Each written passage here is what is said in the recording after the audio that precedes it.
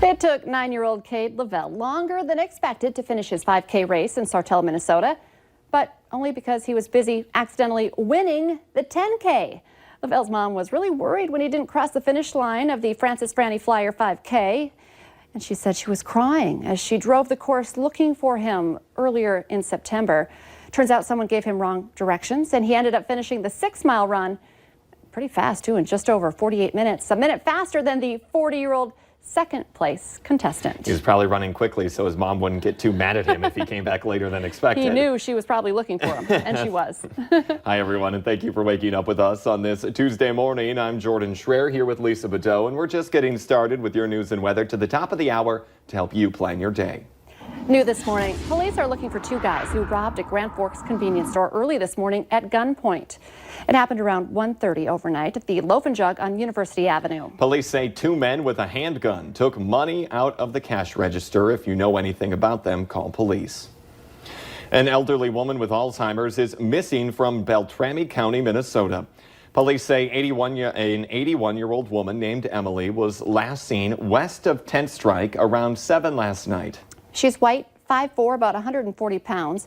She was last seen wearing a black zip-up hoodie and jeans. Call the Beltrami County Sheriff's Office or your local law enforcement if you spot her. Drivers in Moorhead will likely be looking for a different way through a north side neighborhood as firefighters and city street crews mop up a water main break. They got called to the corner of 4th Avenue and 14th Street around 3 this morning and found water gushing from a manhole or from somewhere underground. That intersection was swamped and water was pushing up onto people's boulevards. What a mess. All right, it's 8 minutes before 7. Let's get a check of our Tuesday morning forecast with Lisa Green. Good morning. Today we're starting off with still some sprinkles out there and some areas of rain that we're going to have to put up with here for a little while longer this morning and into this afternoon. You can see those showers east into the Bemidji area, a couple of sprinkles down to the south. This has really been kind of whittling down as we head through the morning hours, fewer and fewer areas impacted.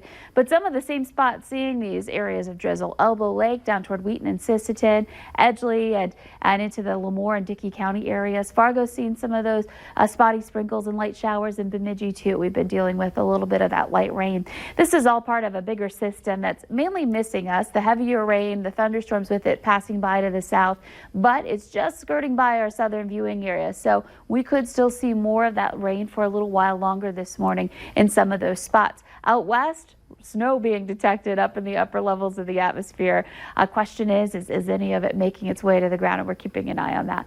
Looking at our temperatures right now, we've got 30s up to the north, some 40s to the south. It's 43 in Fargo, 39 in Grand Forks, and 36 in Langdon. The wind out of the north or northwest. So that's just going to stay that way today and keep that cooler air moving in and will prevent our temperatures from warming much. Right now, we've got wind speeds about 5 to 15 miles per hour. They could get a little stronger than that as we head through the day. And visibility has been a problem in Langdon. We're down to less than 2 miles right now out at the airport there. The rest of us seeing somewhat good visibility being reported here. Looking at your hour-by-hour planner, expect to have those clouds hanging around. Eventually the rain does give way a little as we head into the afternoon, and we might even see some breaks in the clouds. That would be really nice to get a little bit of sunshine today. Temperatures do stay in the 40s to about 50 degrees with that wind coming in out of the north. Again, those gusts getting into the 20s, and more of the same heading into tonight. Tomorrow we start the day quietly, but then the next round of rain moves in, becomes widespread into tomorrow night.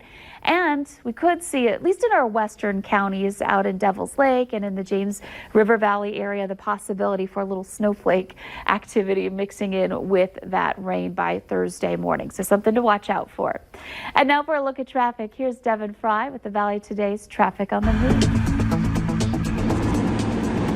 Thank you, Lisa, and good morning, Red River Valley. Now, business has certainly picked up a little bit on the interstates. It's still not the busiest we've ever seen, nor is it really going to be halting any traffic flow or causing any delays. There's just solid blocks of traffic on both interstates, as you can see in front of me right there, up on westbound I-94. We're on eastbound right now, but over on the west side of the road, it's definitely just a solid block of traffic up until the I-29 changeoff, and then from I-29 to the Main Avenue turnoff, that's where it's busy on the north side there. So those are going to be some areas to watch out for as we're we're right around the corner from the school or work day starting. It's going to be getting busier and busier as the morning goes on. So if you're not getting out on the road right now, I would do it fairly quickly. All right. Road closures today, nothing new to report, but the same ones that we talked about yesterday are in effect. That's on 42nd Street from 32nd to 30th Avenue and 7th Avenue North in the downtown area. Now, what day is today? It is Taco Tuesday, so Olay the day at Taco John's. For your traffic on the move, I'm Devin Fry. It's now 4 minutes before 7. New this morning, it looks like a car is a total loss after an early morning fire in South Fargo.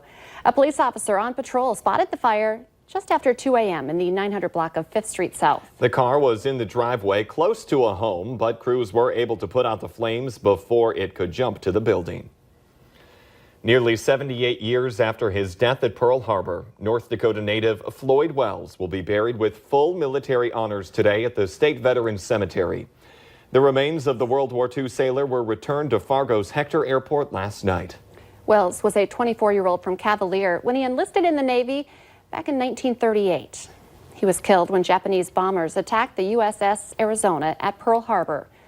He will be buried this afternoon at the State Veterans Cemetery in Mandan. A Fargo man is fed up, confused, and worried about his future.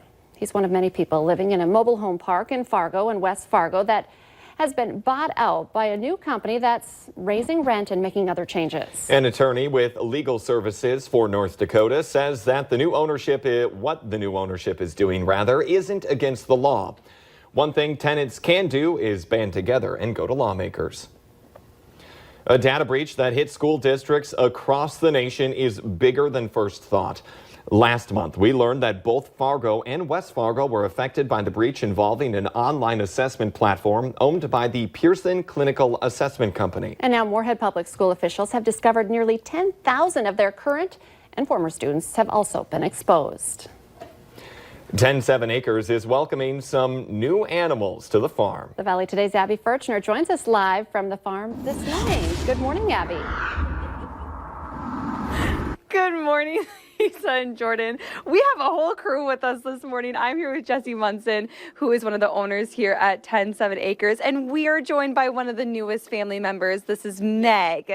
Yes, this is Meg. She'll be 2 weeks old tomorrow, and she's Susan's baby. And she's getting squirmy. It's okay if you want to put her down. Susan seems to be a little concerned about her baby, but how many other new family members do you have? We had 5 babies total this year, so we're done with babies for the year, and then next year we haven't bred yet for that, so we'll have probably about 5 or 6 again. And so how big is the farm? How many alpacas do you have? Right now we have about 30, and we try and stay between 25 and 30 just for management purposes. And then what's really fun too is that they're not just like super fun pets to have, but I mean, they're fleece too. You are able to make some really cool products with them. Yes, we make everything from socks, hats, you can buy yarn, rugs, roving, bats, all kinds of things. And it's a wonderful fiber. And so how can people, get those products from you? You can go to our website, 107acres.com, and there's a shop button on there that'll take you to our Etsy store. That's the easiest way online, but we also sell the Red River Market's one of our staples, and then we do some different holiday craft fair type things as well coming up. And we'll have their website on valleynewslive.com because, oh my gosh, these hats are so soft and they're so much fun, but you're going to want to come out if you can ever to come and see these alpacas. They're so cute, and you just have your baby fix this morning. I have fallen in love. Good stuff. Abby Furchner reporting live. Thank you. Let's get the answer now to our question of the morning on Facebook. Here's today's question. 70% of Americans say that this helps relieve their stress. The answer, talking to a pet. Maybe an alpaca. Maybe an alpaca. One last check of the weather. Yeah, there's a couple of sprinkles out there this morning. We've got gloomy weather today and cool temperatures for the rest of the week pretty much. Remember, the Valley Today rolls on right now.